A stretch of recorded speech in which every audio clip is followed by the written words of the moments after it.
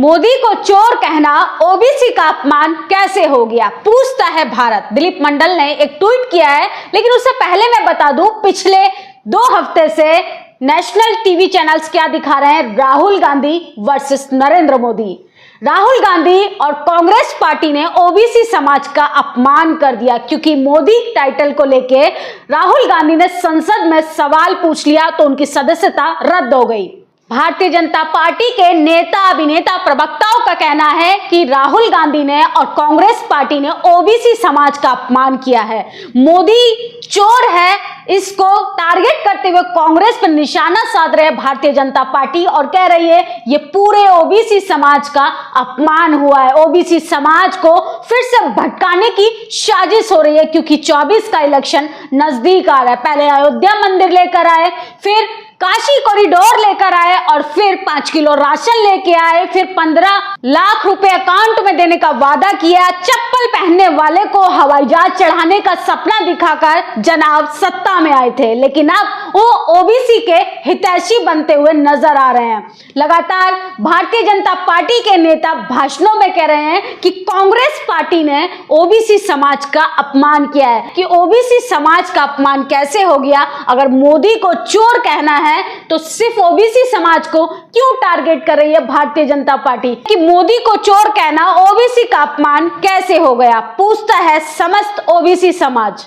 ये है तीनों फर्जी मोदी, ओबीसी की सच्चाई। नीरव मोदी एक जैनी समाज से आते हैं, ललित मोदी गुज्जरमल मोदी बनिए के पोते हैं, नरेंद्र मोदी इनकी जो भी जाति थी 2013 में इन्होंने जानबूझकर अपनी जाति को ओबीसी लिस्ट में शामिल करा लिया था। सच ये है कांग्रेस और बीजेपी दोनों ही ओबीसी के विरोधी हैं। यही सच है। ओबीसी देश की आधी से ज्यादा आबादी प्रतिनिधित्व करता है, इसलिए इन सबको 2024 के लिए ओबीसी याद आ रहा है। दिलीप मंडल लिखते हैं कि ओबीसी समाज को और बहुजन समाज के बहुसंख्यक आबादी वाले श्रेणी को टारगेट किया जा रहा है 2024 के चुनाव के लिए। कांग्रेस हो चाहे भारतीय जनता पार्टी हो, लेकिन बहुजन समाज के हक अधिकारों पे ये दोनों ही पार्टियां बात नहीं करती हैं। और चुनाव जैसे ही नजदीक आता है तो ये वाल्मीकि समाज के पैर धोकर फोटो खिंचाने के लिए तैयार हो जाते हैं, दलित भाइयों के घर जाकर खाना खाने के लिए तैयार हो जाते हैं और राहुल गांधी भारत जोड़ो यात्रा शुरू कर देते हैं।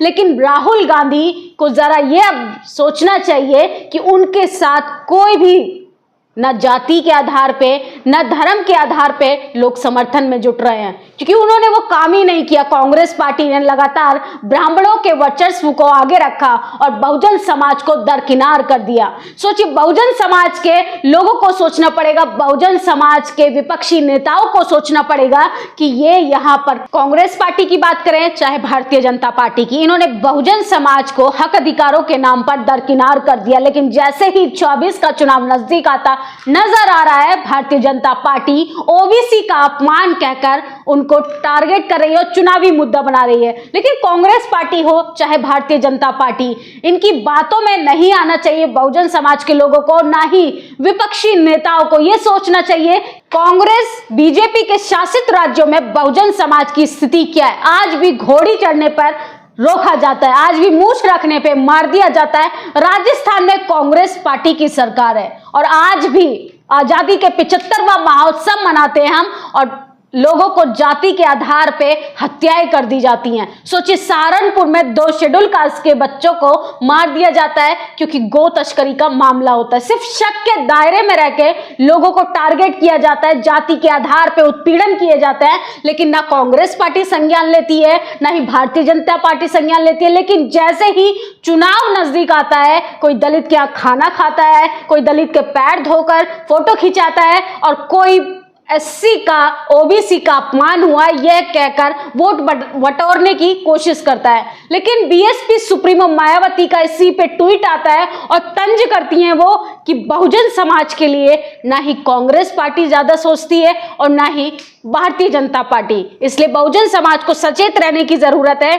बीएसपी सुप्रीमो मायावती लिखती है, पहले कांग्रेस व बीजेपी सरकार द्वारा हर स्तर पर अधिकांश मामलों में घोर स्वार्थ की राजनीति करने के कारण ही गरीबी, बेरोजगारी, पिछड़ेपन आदि की गंभीर समस्याओं को दूर करने की व्यापक जनहित, जन कल्याण, देश हित के जरूरी काम को पूरा ध्यान नहीं देना अति दुखद और दुर्भाग्यपूर्ण है। वो सीधे तौर पर कहना चाह रही हैं, चाहे कांग्रेस पार्टी हो, चाहे भारतीय जनता पार्टी हो, बहुजन समाज के हक अधिकारों पर वो जागरूक नहीं है, सचेत नहीं है।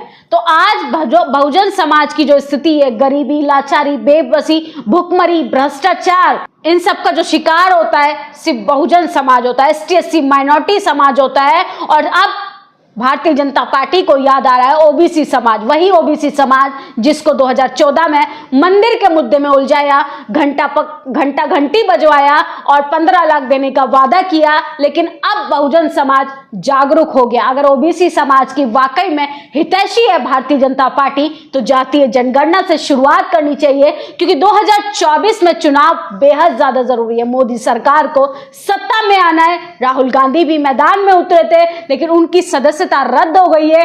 तमाम राजनीतिक पार्टियां बहुजन समाज के हक अधिकारों को लेकर जागरूक हो गई हैं, क्योंकि उनको सत्ता में आना है, उनको पावर में आना है। अब बहुजन समाज को सोचना है, बहुजन समाज के नेताओं को सोचना है, चाहे वो तेजस्वी यादव हो, अखिलेश यादव हो, सुप्रीमो मायावती हो, चंद्रशेखर रावण हो, स्टालिन हो, उन सबको सोचना है कि अगर Bharatiya Janata party OBC card खेलने में सफल होती है तो बहुजन समाज की स्थिति, ओबीसी समाज की स्थिति बहुत ही ज्यादा बुरी हो जाएगी। क्योंकि सिर्फ चुनावी जुमले देते हैं, जमीनी स्तर पे, धरातल पे बहुजन समाज की स्थिति आज भी बदतर है।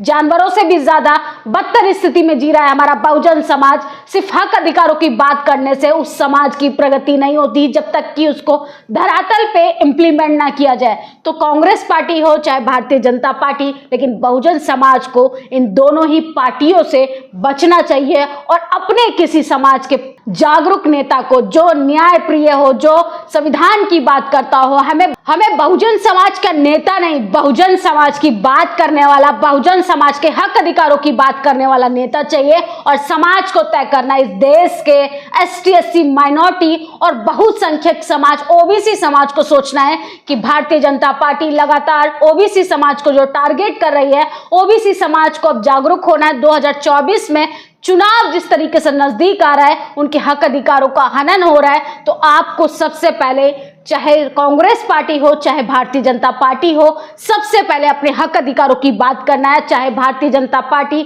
अगर ओबीसी कार्ड खेलती है तो उससे जातिगत जनगणना की बात कीजिए, अपने हक अधिकारों की बात कीजिए, कॉलेजियम सिस्टम को खत्म कराने की बात कीजिए, कॉलेज यूनिवर्सिटी में ओबीसी समाज का रिप्रेजेंट सीट देने का सवाल करिए। क्योंकि भारतीय जनता पार्टी हो चाहे कांग्रेस पार्टी, ये तमाम दलितों की हितैषी तो बनती है, लेकिन ये सब चुनावी मुद्दा है। बहुजन समाज को सचेत रहना चाहिए, जागरूक रहना चाहिए, क्योंकि आपके लिए वही नेता, वही पार्टी ज्यादा जरूरी है जो आपके हक अधिकारों को, आपकी दुख तकलीफों को, सड़क की आवाज को संसद तक पहुंचा और आपके हक अधिकारों को दिलाए। आपकी इस वीडियो पे क्या प्रतिक्रिया है? मोदी चोर है, ओबीसी समाज का अपमान है कि नहीं है? अगर मोदी को चोर कहने से अगर ओबीसी समाज का अपमान होता है तो कैसे होता है? क्योंकि नीरव मोदी बनिया जाति से आते हैं। नरेंद्र मोदी 2013 में ओबीसी कम्युनिटी में अपने आप को डालकर उन्होंने कास्ट सर्टिफिकेट बनवाया। लेकिन इस पर आप लोगों की क्या प्रतिक्रिया है कि वाकई में